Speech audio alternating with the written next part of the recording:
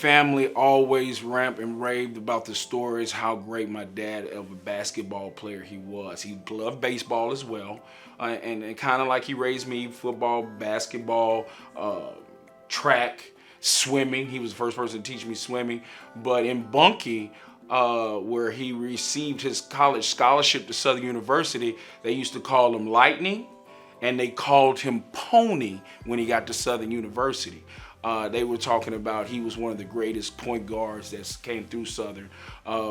Coach Harvey Adger at Glen Oaks was another point guard that worked with him and played with him at the same time. And so Coach Adger said, man, you knew when he had the ball, they would say, here come Pony, here come Pony. Pony make 23 points in a game easily. Dad coached 20 years in Texas before he transitioned to Houma and Ellender. And he coached at Milby High School, Lamar Fleming Middle School, where he finished. And these are schools in the very tough areas of Houston, Texas. And so you have to realize, a lot of people talk about his toughness, his sternness. That is where he kind of had his pre-orientation of coaching. I got a scholarship to Southern University. He wanted to raise Cadero, who my mother, Catherine Dixon, was carrying at the time, in a safer environment. So they decided, hey, let's move to Louisiana.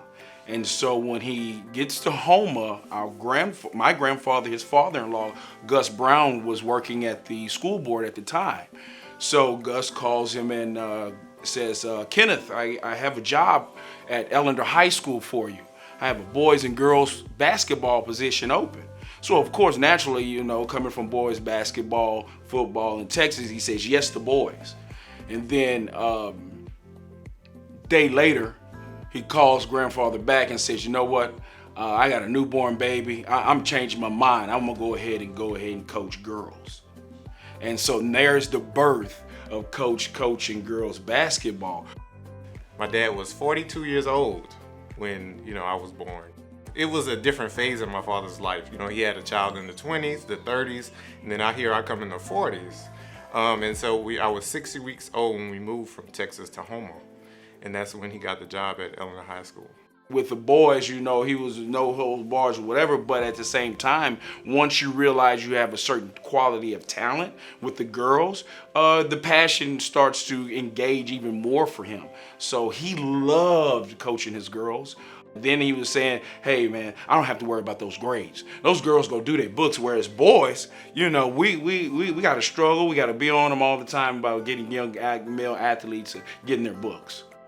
So I am from Dulac, Louisiana, right? Not too many examples of strong female athletes. And I started a little bit late. So we were coming from Grand Caillou Gym, TPR, and then I went to Oak Lawn. So they're like, okay, you have potential. How about you try out for Ellender? Won't you try? I'm like, no. And here I come, summer. Show up for practice, walk into Ellender's gym and seeing this tall man that literally, I'm like, what? Who is that? Who is that? And that's where it all began for me. Well, for me, it started way before 8th grade. I had 2 older players that lived on the street with me. So as a young girl, I would be outside playing basketball, shooting, doing whatever. And Coach Dixon had this Chevrolet, this red truck, loaded with girls in the back of the truck. So he would drop off Kamika Tillman in the front of the street, Shamika Rockford at the end of the street. So as a little girl looking and seeing that, I definitely was like, I can't wait till I could ride in the back of the truck. He humbled me quick because our first interaction, like actual basketball interaction, was at a basketball camp at McCannaville Gym. And it was just a regular, girls basketball camp. And he was kind of going station to station to station, and I was layups. So, like you said, I was good. I've been playing basketball since I was 6. So I was trying to finger roll. And I could see him, like he'll look and then I'll go again. But I'm thinking he's looking because I'm good, And he came back and he asked me my name and he said, well, you think you something, huh? And I was just, and I'm in my head, I just thought for sure, like I'm doing what I need to do, but he was not for it. So what he put on the court, he brought that home as well. You know, the teachings, being disciplined, staying committed, hard work, all that he taught on the court, you know, he instilled that in us as well. He had stints of wanting to coach college ball. A couple of friends of his who had moved on would give him a call. But the thing that you have to balance or compare as a coach is that coming in, starting off, and of course, you know, he has 3 sons, he has a wife, is the pay scale. And that is the determining factor, whereas he was making a good check as a high school teacher, coach, he couldn't see himself reverse. And all those years, I was the ball boy. So like on that 2003 championship photo, I'm right there in the corner on the bench. We really didn't have tryouts. It was one of those, if you can make it, you can make it, you know? So, and it was, I think they just weren't used to a coach as passionate as Coach Dixon. So, you know, it kind of intimidated them or scared them or something like that. But we had athletes walking around, girls, 6'2", just terrified to come in the gym. And I'm like, if you just give them a chance. Everybody couldn't survive. We did a lot of running, conditioning, just a lot of different things. So, and of course, Coach Dixon was tough. So either you survived or you didn't. And I think that's what it ultimately led to, if you were on the team or not. He's gonna push you. You have to put in the work, you know, and then only the strong will survive. Once again, it goes back to those work ethics. We cried together, we worked hard together. I mean, it was together behind those walls. So that's where our bond formed. We laugh, we joke about it. Coach Dixon was a father figure to us. So of course, if he's our father, we're sisters, you know. Discipline, teamwork. Those are the things that Coach Dixon didn't, that pushed us to work together. I can use that in my everyday life. I mean, discipline. You have to be disciplined. You can't just go and just wake up every day, go to work and do what you want, right? Teamwork. When you're at work, you have to work as a team. And those values he instilled in us every single day. My 10th grade year, I was the 6th man. He made me the 6th man. And I hated it. Cause you know, my freshman year I started, and you know, basketball players, you just want to start. But he made me the 6th man, and it wasn't until I caught on to what was going on. Cause once I got in the game, it was a momentum change. It was kind of like, you know, and until I understood that, I was just like, oh, he hating on me. Like, you know, I must have done something wrong, or he's mad at me about something. But it's like, once I realized, like, when I got in the game, everything, the whole game would change. And it was like, okay, you might be a genius. Like, you know, you might be on to something. And I didn't question him since then. It was my senior year, right? And we were trying to figure out what am I going to do, right? I wasn't the top scorer. But I was a team player. I was a hustler, right? And he called me into his office. Smith. I was like, yes, sir. Come here, I want to talk to you. I said, yes, sir. Went into his office, like, what do you want to do? You need to let me know what you want to do. I have a few people that are looking at you and want to give you a scholarship. What do you want to do? I said, well, look, there's no way my family can afford any other education. Like, there's no way. I'm not the best scholar, but I need to go to college. I need to work.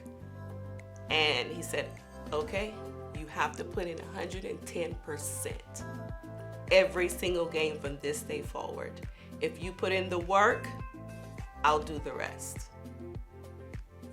And then I got a full scholarship to go to community college for 2 years, and it just catapulted me towards my career after that. He molded that leader in me, the coach in me, you know, because he was definitely my mentor. Even with my former teammates, they laughed. We were just joking about it. Coach Dixon and I clashed because he had to put me in order. hey, you're still the player, it's a time and a place, how to become that person. And that's what he did for me. And so even going on in my career, I was able to reach out to him, and he was my mentor. So I had to have the grades too, he wasn't all about basketball, you had to do your homework, you had to go to bed at a certain time. He was about academics as well, most importantly. Because besides basketball, we took pride in academics. Everybody on my team, honor roll. The focus was books and ball. Books and ball. I'm your daddy and I'm your boyfriend. The year we won state, I don't know why, we just had a rough month. Like we weren't, I don't know what was going on with us, like just the players. And I could tell that he noticed, like you said, he was a father figure, so you're gonna know when your kids aren't getting along. He must have heard, whispers in practice or something, and just out of the blue, he just flashed. He said, hold on, stop my ball, stop my practice. And he called us to the middle of the court, and if you know his players, he has this death stare where he's gonna look to your soul. Like it's terrifying though. Like you would never think, but it's terrifying. And he went and he's looking at all of us in our faces. And once he did his complete circle, he said, y'all wanna fight? Y'all wanna fight? And we were so scared. It was just like, all right, y'all, we cool. Like, we good. And after that, we went back to the locker room, and it was nothing. Like, it was no beef, no type of animosity. We got together, and we won a ring that year. So, like he said, we were not going to mess up his year, but I guess he felt like if we had to scrap it out, he was just going to get it on. While nobody was in the gym, go ahead, get it out the way. He looked at us as daughters. We share stories now, and it's like, wow, he did that. We didn't even know, the extent of his work. I didn't have any confrontation, any clashes with him because I respected him so much that I trusted him that whatever he told me to do, it needed to be done. And if you do this, you will succeed.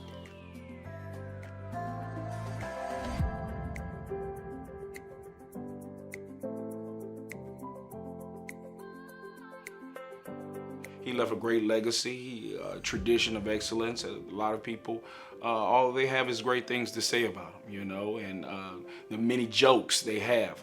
Referees always talk about, your dad is some kind of character on that sideline. And it was all genuine. It comes from a genuine place. I always tell me and Dad when we had conversations, I said, you miss your calling. You were supposed to be a comedian, because he was the funniest guy you would ever meet. I have a twin brother as well that played basketball as well. And he played for the boys team. And the boys would look, and they were like, I don't know how you guys do it. Because honestly, Coach Dixon was a lot tougher on us than the boys' coaches were on them. And he would always mention to me, sister, look, how do you make it every day from practice? How do you do it? My mother and father were both educators, so I knew I was going to be a teacher. And like Cordero and Kendrick, we always were around him and his job.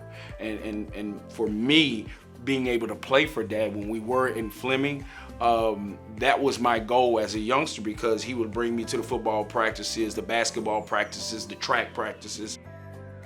He was just amazing.